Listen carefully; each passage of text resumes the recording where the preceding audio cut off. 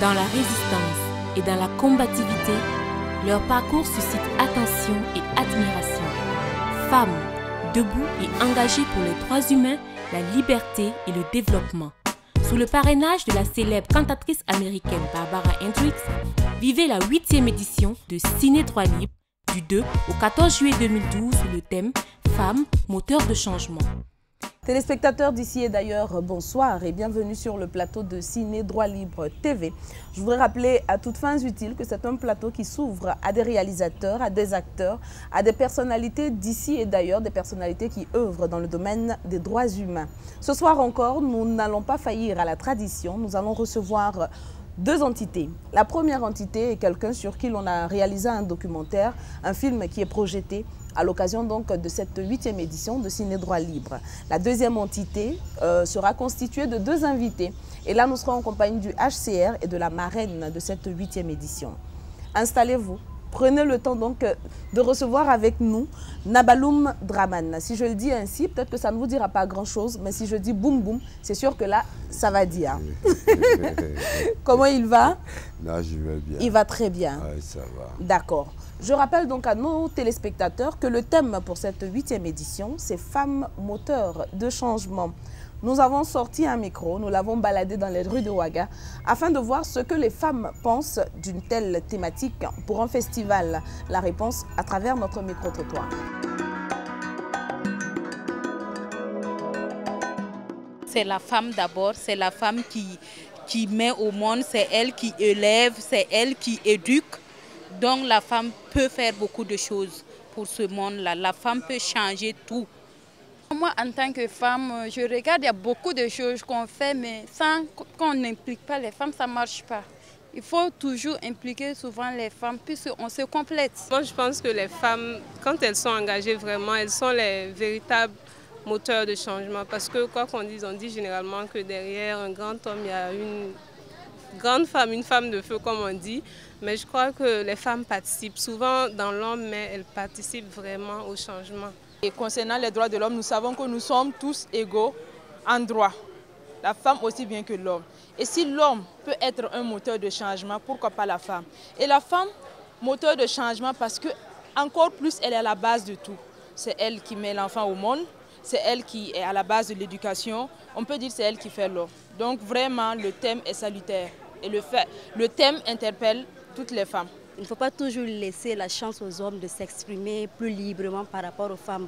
Et je pense que le fait de permettre à la femme de dire son mot, de faire savoir ce qu'elle pense, ça peut apporter beaucoup de choses au développement et surtout à un changement meilleur des choses par rapport aux droits de l'homme dans le monde entier. Une femme peut être présidente au Burkina Faso et je vais déposer ma candidature à partir d'un certain âge parce que je pense que en étant présidente, je pourrais faire beaucoup de choses que beaucoup de femmes n'ont pas pu faire jusqu'à ce jour, quoi.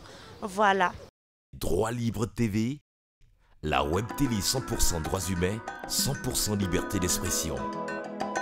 Mais voilà, les avis sont peut-être partagés, mais je pense que tout le monde va un peu dans le même sens. De façon générale, c'est bien qu'on ait choisi le thème de la femme. Boum boum, bonsoir. Bonsoir, madame. Comment il va? Oui, je vais bien. Alors, comment il réagit quand Drabo Souleymane décide de réaliser un documentaire sur lui? Bon, en fait, on a eu à discuter un peu longtemps avant de tomber d'accord, quoi. Voilà, sinon que moi, c'est vrai, j'aime pas trop. C'est vrai que j'aime pas trop, voilà. Il ne tchatche pas beaucoup? Voilà, c'est voilà, ça? justement. Il boxe plutôt? Voilà, c'est un peu ça, mon Il boxe truc, toujours? quoi. Non, non, j'ai arrêté. Ah, heureusement, sinon j'allais me cacher. Hein, parce non, que... je vous en prie, tout sauf ça. Ah bon? Je vous en prie. Alors aujourd'hui, qu'est-ce qu'il fait? Bah, aujourd'hui, bah, moi, je suis là, je fais rien. Bon, je donne des conseils ici, par là, mais sans plus, quoi. Sinon, que je fais plus rien depuis 2004, ouais. C'est là où j'ai arrêté et je fais plus rien. D'accord. Pour la petite histoire, Boum Boum était boxeur, boxeur professionnel, qui a remporté beaucoup de ceintures. Il a été champion d'Afrique dans plusieurs catégories. Et du jour au lendemain, lorsqu'il a arrêté donc de boxer, sa vie a changé. On m'a dit aujourd'hui, il n'est que mécanicien au ministère des Sports, c'est vrai? Oui, c'est vrai, je suis mécanicien au ministère des Sports. Depuis que j'ai arrêté la boxe, bon, voilà, c'est de ça que je vis, quoi. Bon, Dieu merci. Alors, le film a été projeté dans les cités universitaires et il a assisté à une projection à l'occasion du festival. Ah ouais. Qu'est-ce que ça fait de voir toutes ces réactions autour? Bon, moi, je sais pas, moi. On a fait le film, les gens, il y a beaucoup qui ont aimé, bon, il y a beaucoup qui ont voulu rejeter la balle. Moi, je n'ai pas voulu, j'ai dit non, que ça reste entre nous.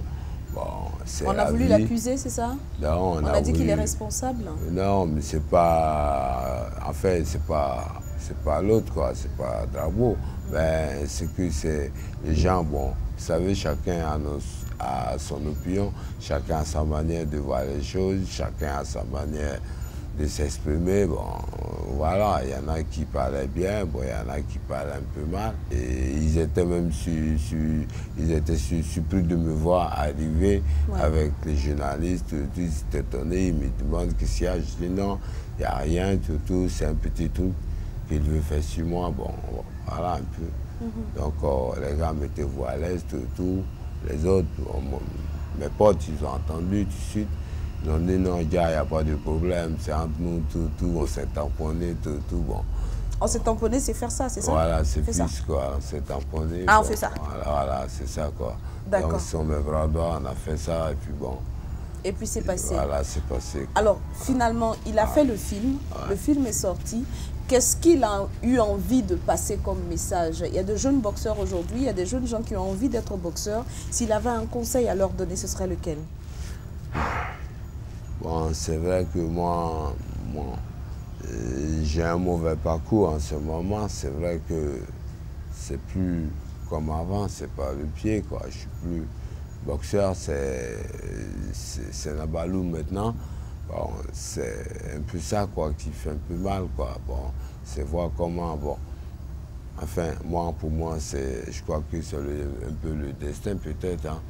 Alors que moi, ça m'arrive. Moi, je ne souhaite pas que ça arrive à une autre personne. Bon, j'aimerais bien qu'un ancien boxeur, quand on voit un ancien boxeur, il faut qu'on cherche bien que c'est quelqu'un qui a... Il a eu ses moments de gloire, voilà, c'est quelqu'un qui a compté à un certain moment pour le pays. Il ne faudrait pas qu'on dise pourquoi il est comme ça, c'est pas bon, quoi. C'est vrai, il y a beaucoup qui prennent l'exemple, 6 mois, c'est tout. Bon, il y en a, il y a beaucoup qui ne sont pas contents, mais qu'est-ce que vous voulez?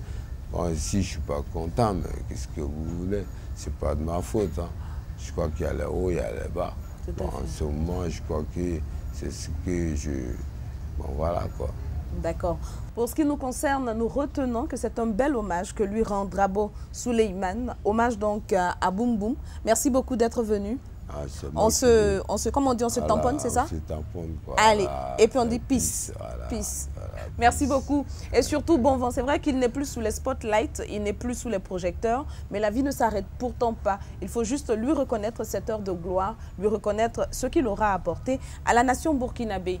Un petit extrait donc de ce documentaire que l'on a pu voir à l'occasion de Ciné Droit Libre édition 2012. C'est la transition et nous revenons pour la suite avec d'autres invités.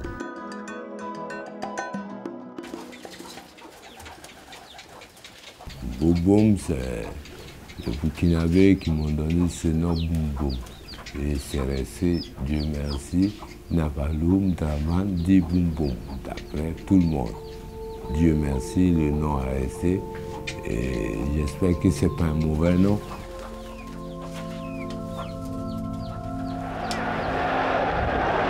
Un duel des titans, puisque Nabaloum ne fit pas le combat. Bravo Nabaloum. C'est quelqu'un quand même qui, à travers son parcours pour la boxe burkinabé, a apporté une pierre d'or en fait sur le sport roi au Burkina Faso. Ce que jusque-là, aucune génération de boxeurs n'a pu réaliser. La boxe, c'est pas pour les enfants de cœur. Quand tu es sur le ring, c'est comme deux lions qui se battent. Il faut un gagnant ou un perdant. C'était ça la boxe.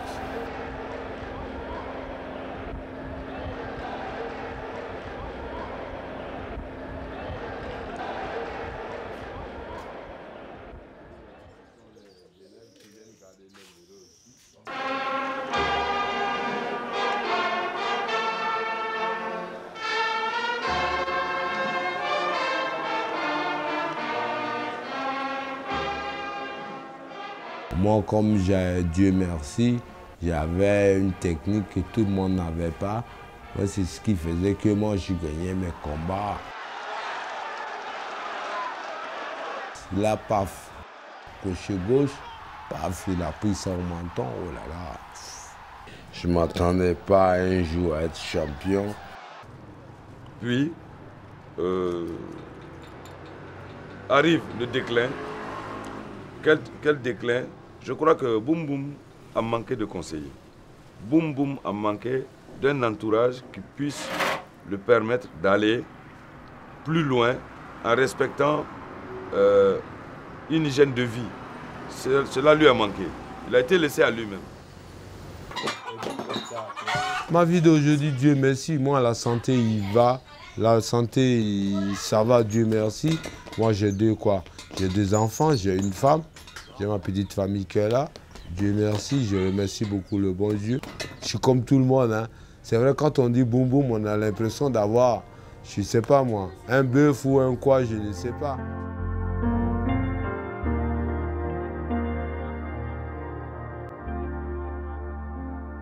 Là, c'est pas pour rien. Ah ouais.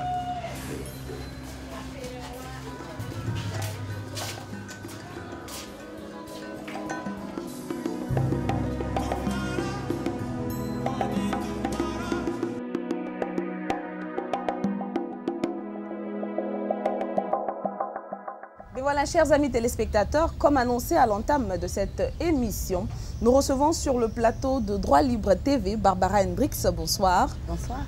Bienvenue à Ciné Droit Libre Festival. Je rappelle pour nos téléspectateurs que vous êtes cantatrice avec plus de 140 disques. Elle est ambassadrice de bonne volonté du HCR. Et d'ailleurs, à propos de HCR, nous avons le représentant du HCR pour le Burkina Faso, ici donc où nous sommes. Monsieur Koli, bonsoir. Bonsoir, madame. Monsieur Ibrahima Koli. Avec vous, nous allons également parler donc de la situation du HCR, mais surtout de ces réfugiés que l'on a au nord du Burkina Faso. Madame Hendricks, première sensation quand vous arrivez au Burkina? D'abord, la gentillesse et des gens que j'ai rencontrés, tellement accueillants, que ça donne envie de revenir souvent parce que les sourires et les gens contents de me voir, c'est fantastique. Oui, il y a de quoi être contente lorsqu'on sait que vous avez accepté d'être la marraine de cette 8e édition. Alors, avant d'entrer dans le vif de notre sujet, Monsieur Koli, avec vous, nous allons peut-être procéder à une brève présentation du HCR. Qu'est-ce que c'est?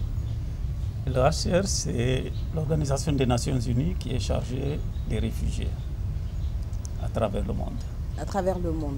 Madame Hendricks, vous êtes donc à Ouaga, dans le cadre des activités du festival Ciné Droit Libre, dont vous êtes la marraine, mais vous avez accepté de faire un saut en tant qu'ambassadrice de bonne volonté au nord du Mali, au nord du Burkina, pardon, pour voir un peu, rendre visite à toutes ces personnes qui sont dans la détresse.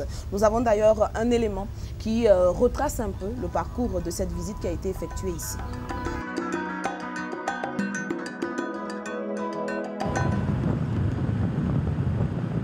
Présente à Ouagadougou en tant que marraine de la 8e édition du festival Ciné Droit Libre, la chanteuse américaine Barbara Hendricks est aussi ambassadrice itinérante de bonne volonté du Haut Commissariat des Nations Unies pour les réfugiés. En plus de promouvoir les droits humains et la liberté d'expression durant son séjour, Barbara Hendricks s'est rendue sur le site des réfugiés de Damba, à une cinquantaine de kilomètres de Djibo, dans le nord du Burkina Faso. Un accueil chaleureux lui a été réservé par les réfugiés qui n'ont pas manqué d'exprimer leur gratitude et exposer leurs besoins.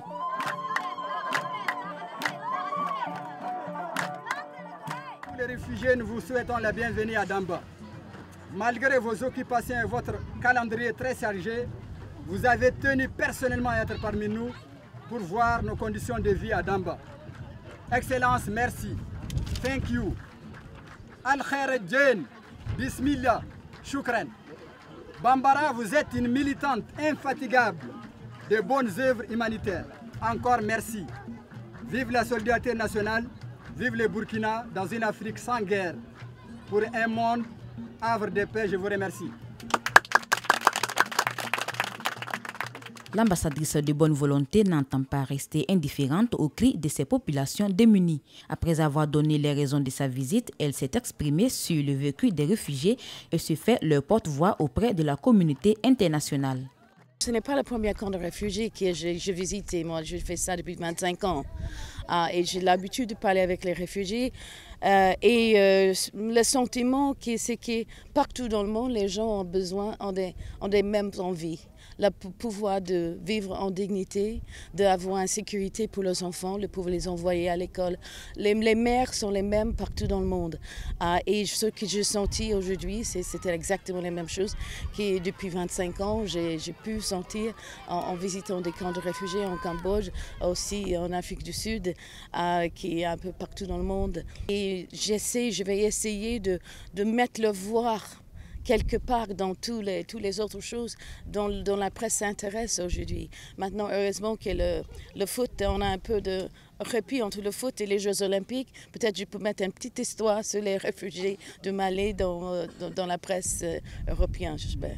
Malgré la mise à disposition des besoins de première nécessité, les vivres demeurent insuffisants et les réfugiés maliens, surtout les femmes, déplorent la perte des activités qu'elles menaient dans leur pays d'origine.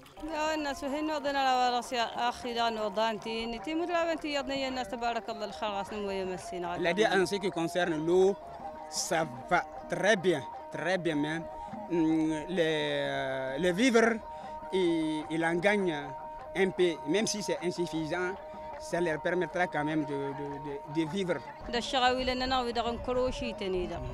Elle a dit premièrement, elle demande à ce que toutes les femmes qui sont là ici arrivent quand même à récupérer les activités qu'elles ont perdues. Par exemple, leur occupation, il y en a qui font les bobines là, elles font des coussins avec ça, elles font des tapis avec ça, et puis elles sont taillères. Pour mieux se faire entendre, la cantatrice voit à la musique un meilleur moyen de plaider la cause de ceux qui souffrent. Je chante beaucoup de la musique qui parle de la misère, de la souffrance. Je crois que j'aime ça, d'exprimer ça plus que les choses comiques. C'est un peu mon caractère, que j'aime les choses un peu... c'est un peu profond, un peu, qui parle de la souffrance, parce que je crois que c'est de la souffrance qu'on peut évoluer.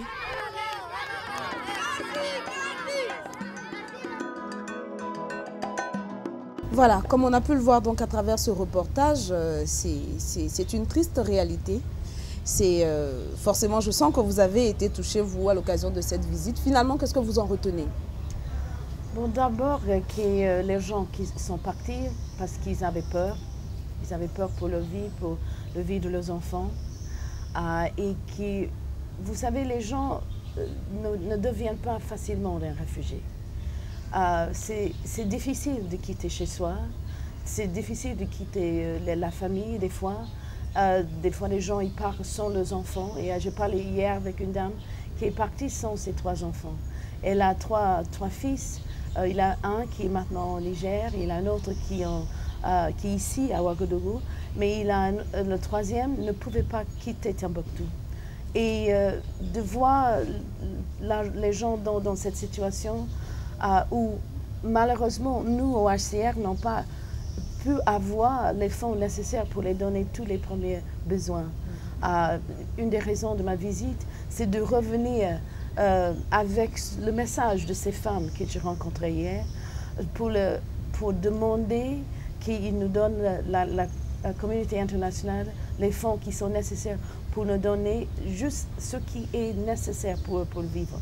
Pour le moment, les gens sont arrivés en bonne santé, mais on ne peut pas accepter que la situation détériore sur notre protection. Oui. Nous sommes là pour les protéger et pour les donner vraiment les premiers soins. Et c'est une des raisons que je suis ambassadrice pour l'HCR depuis 25 ans, c'est de faire passer le message des réfugiés, de montrer que les réfugiés sont là où ils sont, pas besoin. Et aussi, qui sont les gens qui sont dignes, ils sont comme nous, mais ils n'ont pas eu la chance pour une raison ou l'autre d'un conflit politique et en général par bafouement des droits humains qui sont là où ils sont. Et bon, j'aimerais retourner en Europe pour passer ces messages.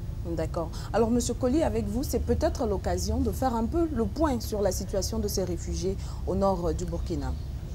Je voudrais dire que ces réfugiés sont venus à un moment où le Burkina traverse une crise alimentaire très difficile. Et la plupart des réfugiés sont dans le Sahel, comme je l'ai dit tantôt. Et le Sahel, c'est la région vraiment la plus difficile, au point de vue climat, au point de vue terre, etc. Et aujourd'hui, ces réfugiés sont là, bien accueillis par la population. Nous avons quelques défis dans notre programme d'assistance aux réfugiés. C'est d'abord dans des conditions pareilles, ce qu'on appelle sauver des vies, life saving.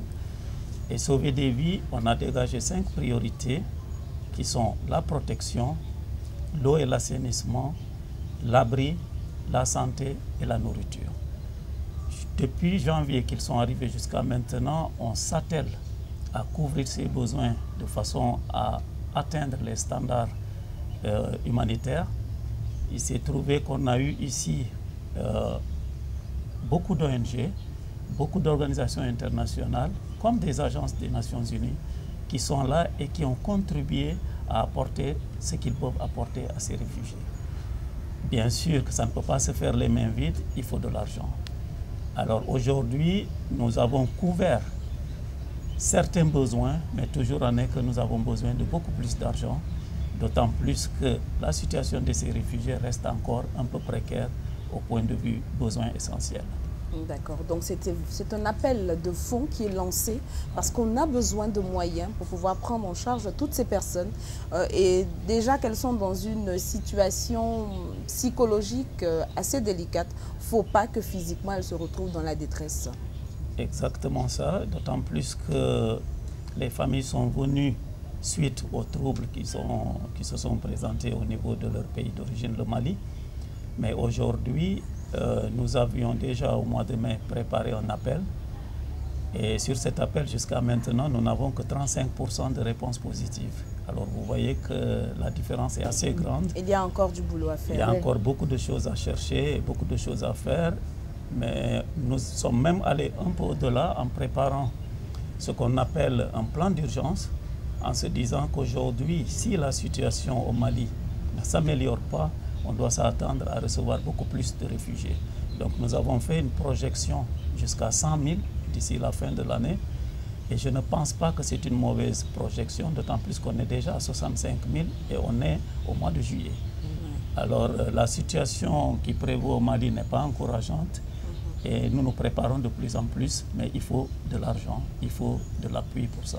Voilà qui est clair. Voilà qui est clair donc pour nos téléspectateurs.